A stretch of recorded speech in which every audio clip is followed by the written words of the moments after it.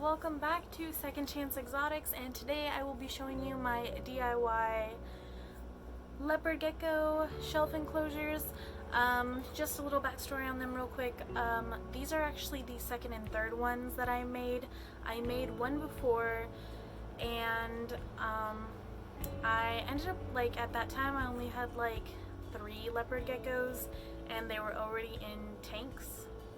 So I was just like, this is nice, but like I don't want to put them in here now. I ended up finding a second one and started building that one up, and I actually was able to trade my first one with these friends, and they gave me 2 12x12 by 18 exoteric enclosures, just because at that point I was mainly focusing on my crested geckos, and then I ended up rescuing almost all of my leopard geckos in the same like 6-month period, and then after that I had to like stop. But man, leopard geckos are really like poorly treated, especially like if you go on Craigslist at any point. Like it's so much, it's so sorry, side note. But yeah, so I put my leopard geckos in there, and then I actually found a bigger one, and it was like 3 hours away, but I was like, it's only 30 bucks, like I'm gonna go for it.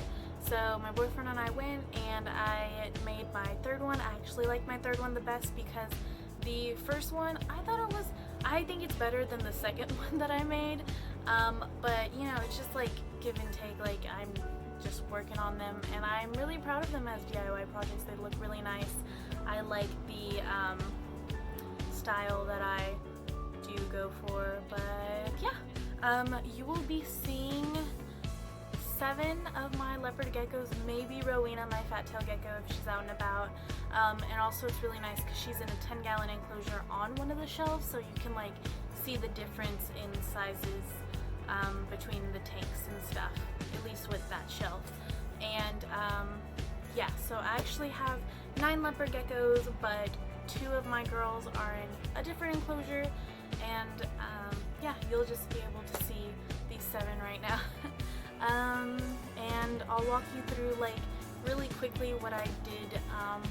I don't think there was much to it, but it did take a while just because it's hot and you're just working with stuff, and I didn't want to move it from my room once we had brought it in the day that I bought it. So just cleaning it and drilling and vacuuming, and a lot of vacuuming and drilling back and forth. It would have been so much faster if I just did it outside. But yeah, okay, enough talking, let's get on to the shelves. Okay, so we're going to start at the base of my second DIY project one. This is Daffodil's enclosure. She has 2 hides, her humid hide, which if you could tell she's in right there. She's getting quite large, or she is quite large, so I'm actually going to switch her out with Jasmine, who you will see in a little bit. Jasmine and Daffodil both are albinos, so I like to keep them on the lowest level. None of these enclosures have lights, but they do have sections where their heat pads are at. If you notice that there's paper towel, I put paper towel where the heat pads are for all the enclosures, but if you see paper towels on multiple or a second area like the cool side, that's just because they prefer to use the bathroom more on the other side. But yeah, I also put in, you see this like caramelly brown floor, and then this one's gray, and then caramel. That is actually kitchen counter lining. I just like how it looks. It looks really nice. I think I saw another YouTuber do this, and then he also used it as a wall background. I kind of just like it as the base. It looks really clean to have the background, the nice wood-esque colorness. But yeah, so this is Skittles' enclosure. He is my subadult male. He's right over there. He has quite a few hides. Believe it or not, his favorite hide is that broken pot right there. He like curls up in it, so I decided to put this little log half hide there to see if he'd use it. He honestly goes there and just lays down. It's so cute because it's like 1/3 of his body is just hanging out, but he's like, I am protected. So yeah, there's his humid hide, and then we're going to Squirt. Squirt right here is, ew, you can see my reflection. I'm gonna move. Squirt is also, well, I would say Squirt's a juvenile. Squirt's the smallest one. They love that turtle shell area as a hide. I honestly thought that they were too big to be in it, so I took it out, and then I noticed they were in their humid hide way more than anywhere else, so I put it back in, and literally that's the only place they like to be. But yeah, that's their enclosure. I haven't seen them go in this one, but they're the smallest gecko I have, so I thought I would just put it in there and maybe they use it. So yeah, that's their enclosure. And then we have Rowena. She's the fat tail gecko that I have. Yeah, this is a 10-gallon enclosure, so just to give you a reference of how big these enclosures are, they're pretty decent. I have the exact measurements somewhere. Okay, so what I want to do is I want to like custom make some like multi-level hides and put at least one in each of these that covers up about like 1/3 of the enclosure, just to give them more climbing space, and that would also help me to determine who would go in there, because I noticed like some of my leopard geckos like to climb, and then other ones really don't, like Squirt here, who just loves to stay in this this little hide all day long. But then there's other ones like Violet, and she is climbing almost every time I look in her enclosure. But yeah, let's go on to the next one. Okay, and when I'm speaking about size, I would say that Ferdinand is my biggest leopard gecko. Oh yeah, and that's another thing. This is how they all open. They have the little handles and they just slide up and do this.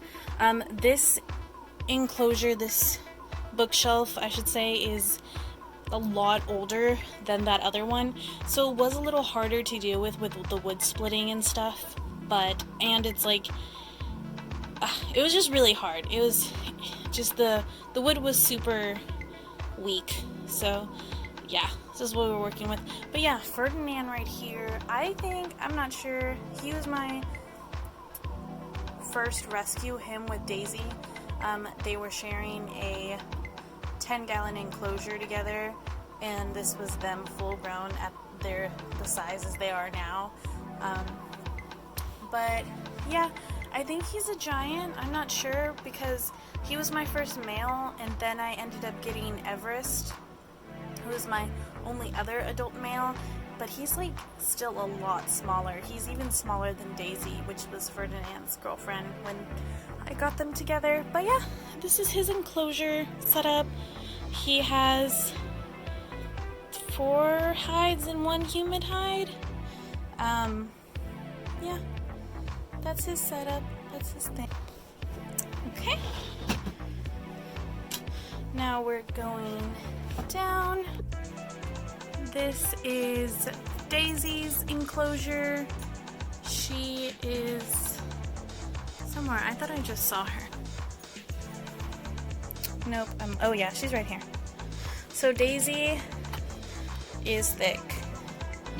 I know she is. But she's getting better. I thought she was with children with eggs, so I was feeding her as if she was preggers. And then after a few weeks, I'm like, wow, she's not preggers. She's just thick. So this is her. And this is her enclosure. She loves to dig out her eco earth, so I will be switching out her humid hide arrangement setup thing. But yeah, this is her. I'll leave her like this. I actually trust her versus Ferdinand, who will just keep walking when there's no ground to even walk on. See, she's just like, okay, I'm gonna move. But yeah, okay, so this is Everest, and he currently is, I have no idea. Let me see if he'll come out. He usually comes out when there's commotion. The cutest thing is whenever he likes to take naps, he takes them in this trick-or-treat hide. Oh, there he is. He's thick too. When I got him, he was so much bigger. So we've just been slowly working with him. Yeah, there he is. And this is my second adult male that I got. But yeah, okay, so this is his setup. Here's his human hide, his other hide. He loves to chill on the top there, and then when he takes naps, he goes here, and then his toilet area is there. But yeah, that's him. And then here is someone that I think I want to move. Also, if y'all didn't notice, or if y'all did, I don't know if I showed it, but they have these locks that also turn for you to put like the actual lock thing on, but they're leopard geckos, so I just thought this was a nice extra feature to put on there. And just so I wouldn't, you gotta go back. Just so nothing would happen with like the glue and stuff, I changed them, I switched them from like left to right. So yeah, all of them have heat mats, no worries.